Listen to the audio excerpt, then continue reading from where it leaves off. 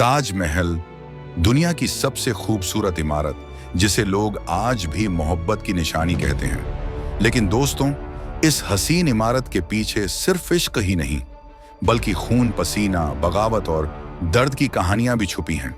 मगर क्या आपको पता है, इसी इमारत की वजह से मुगल खजाना खाली हो गया, अपने ही लोग नाराज हो गए। क्या आप जानते हैं कि ताजमहल को लेकर ब्रिटिशों के पास भी एक अजीब योजना थी? उन्होंने इसे सिर्फ देखने या तारीफ करने का नहीं सोचा, बल्कि बेचने का प्लान बनाया था। सोचिए, दुनिया की सबसे खूबसूरत इमारत ताजमहल, जिसे प्यार की निशानी माना जाता है, युद्ध के समय दुश्मन की नजरों से छुपाई गई थी और शाहजहां को उनके ही बेटे औरंगजेब ने कैद कर लिया।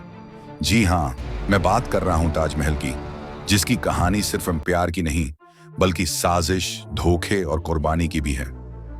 आज हम जानेंगे ताजमहल कैसे बना, इस पर कितनी दौलत खर्च हुई, मजदूरों और जानवरों ने किस तरह अपनी जान झोंक दी, और शाहजहां मुमताज की वो मोहब्बत जिसने इसे दुनिया की सबसे बड़ी प्रेम कहानी बना दिया।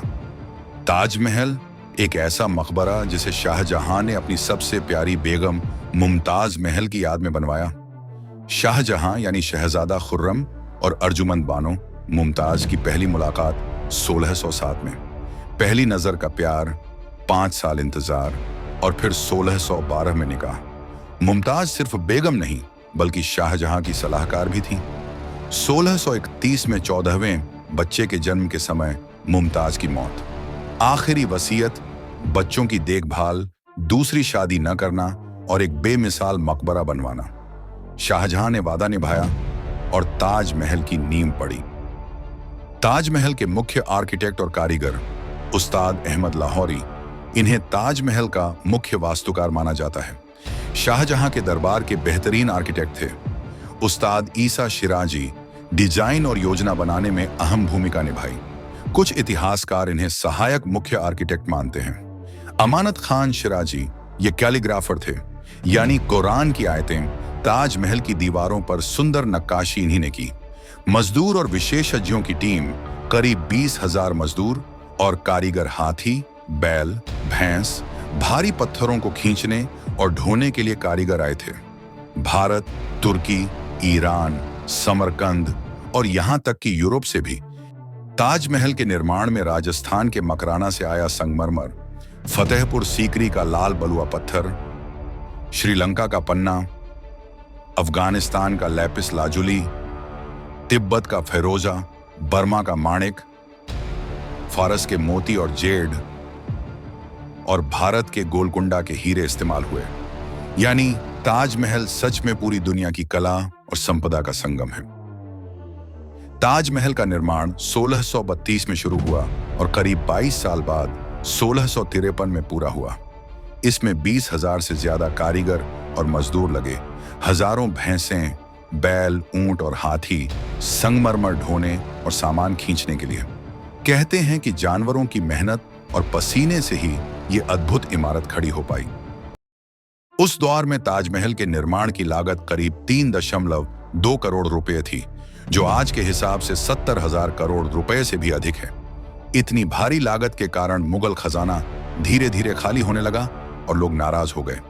कहते हैं कि शाहजहां ने मजदूरों के हाथ कटवा दिए ताकि वे दोबारा ऐसा आकार न बना पाएं। लेकिन असलियत यह है कि इतिहास में इसका कोई प्रमाण नहीं मिलता।